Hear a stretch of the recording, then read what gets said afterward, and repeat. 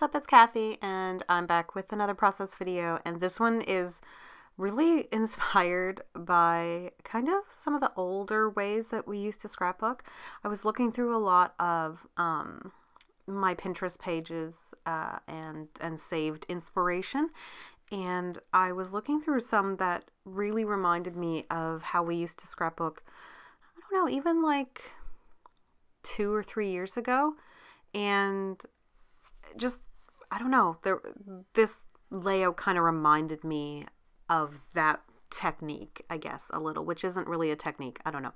Maybe you'll see what I'm getting at when I'm done, and maybe what I'm saying won't make sense. But I'm also using a whole bunch of older papers. Some aren't as old as others, but I think almost everything I'm going to grab is for papers is Maggie Holmes, and a lot of it's really old. I actually bought the paper pad back at Michael's, and it was just like they had the paper pad and then that was it. They had nothing else to go with it. So I was just like, oh, well, okay, whatever. I will grab this because it's not often that I would get a chance to grab that. And I'm grabbing one of my punches. I don't own a lot of punches, just a few kind of generic ones, or ones that I got on clearance. And this is probably one of my favorite ones. It's the one that makes it look like it's ledger paper or whatever. And I just kind of wanted a little bit of texture going on some of the papers, and I'm just going to layer papers. That's pretty much the goal for this. I wanted something really light in the background and then a darker piece over top. And I just thought, it's my cats, my new kittens, and why not just kind of use whatever? I have the stuff that's sitting in my stash for so long and I'm not using it. And I don't think you really need to, I personally don't scrapbook like themes aren't important to me. So I will be using some cat themed stuff because I have some cat themed stuff. For instance, I have the, I don't know if it's not We Are Memory Keepers. It's My Mind's Eye, I believe. They had a cat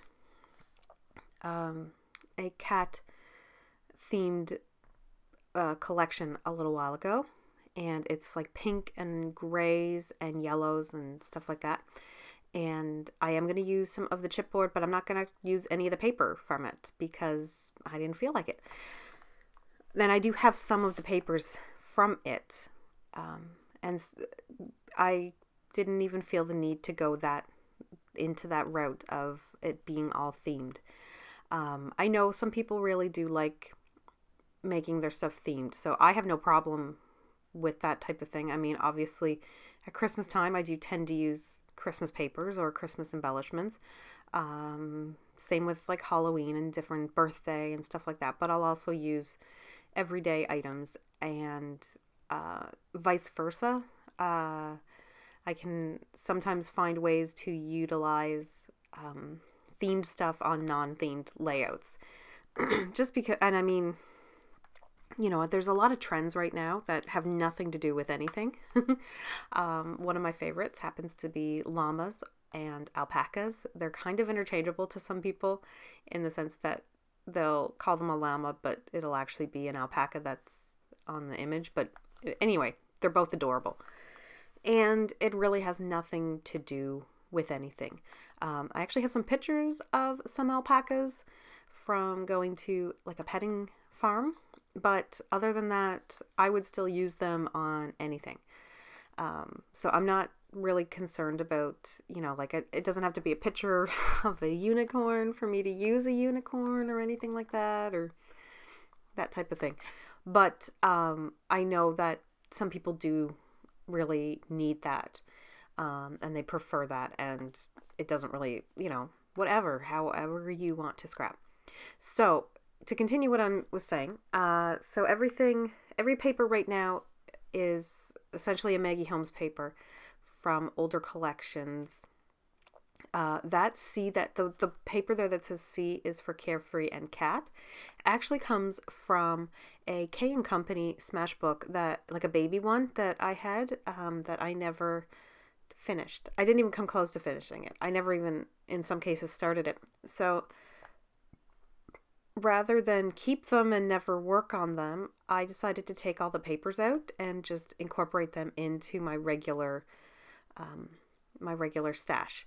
So that's what I did. And that one is, yeah, so you saw that there was like a duck on the back, or whatever. So it's bringing in a little bit more texture too, because it's got the kind of ledger thing on the side. So I really liked that. And it's just like a big piece, and it's kind of going to be the title in essence, because I'm not going to put a big title anywhere else. But I was just looking for something, and I happened to come across it, and I was like, oh my gosh, it says cat. Like, it's like, first it said C is for Carefree, and I was like, perfect. And then I had a picture of a cat in the bottom, like, oh, even more perfect. And cat. So I was really happy with that one. And I wanted to bring in, I really love like teal and yellow together, and pink, and that kind of color combination. And I don't use it a ton, except when it just happens to be around by default on the paper or something like that.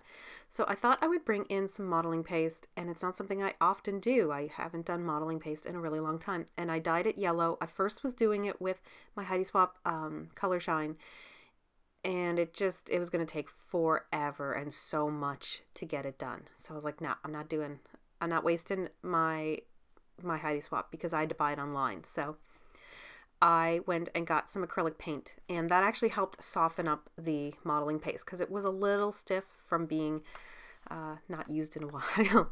So I let it dry, and now I'm back to it, sticking it on the dry. I didn't go right immediately, so I just time elapsed that.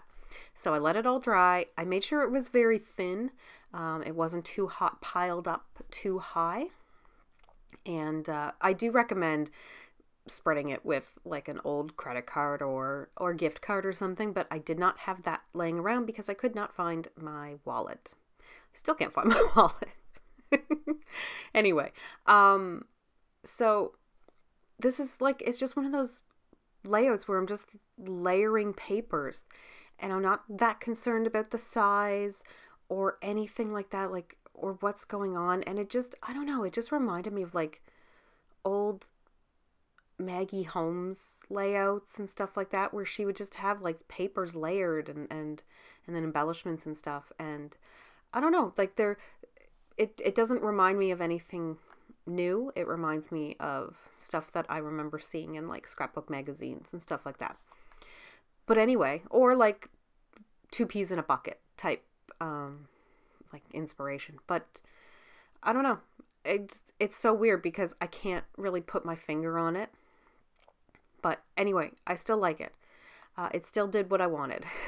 I still accomplished what I wanted, which was just a really free-form layout, which of course does tend to more so be my style than uniform layouts.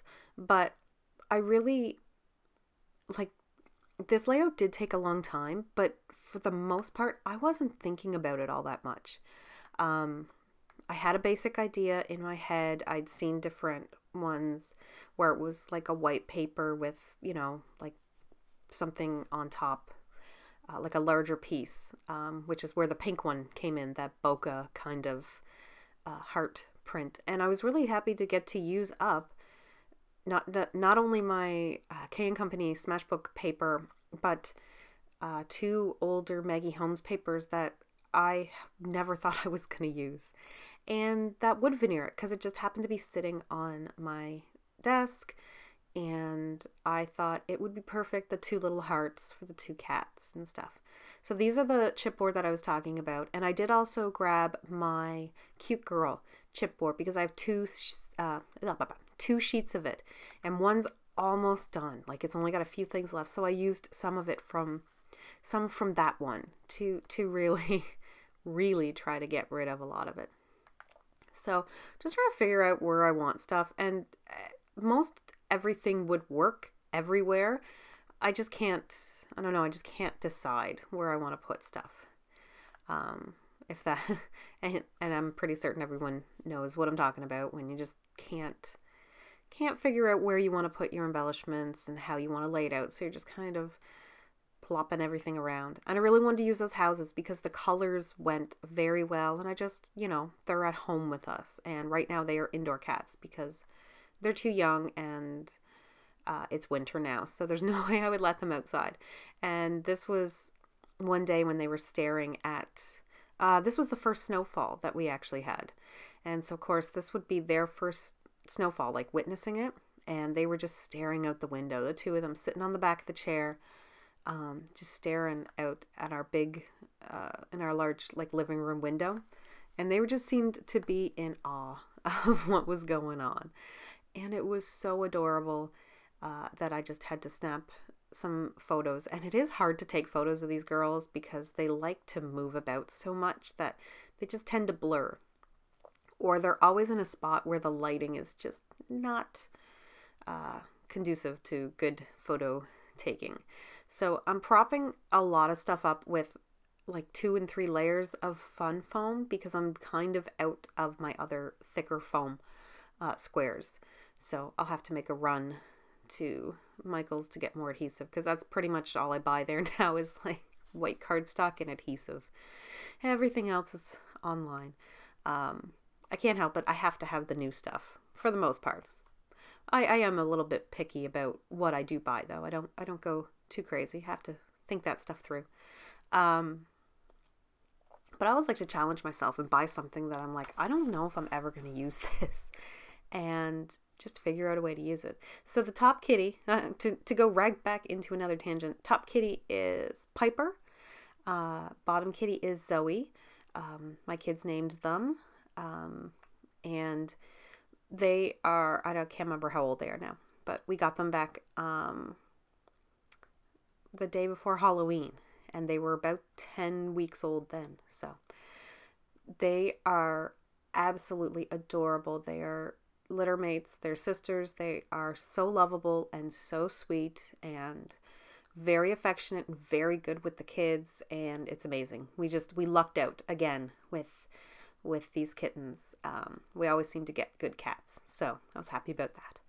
I am going to put their initials on their, because they're so similar looking, I just felt it was necessary to put their initials on the photos so that I would, in my old age, remember which cat was which.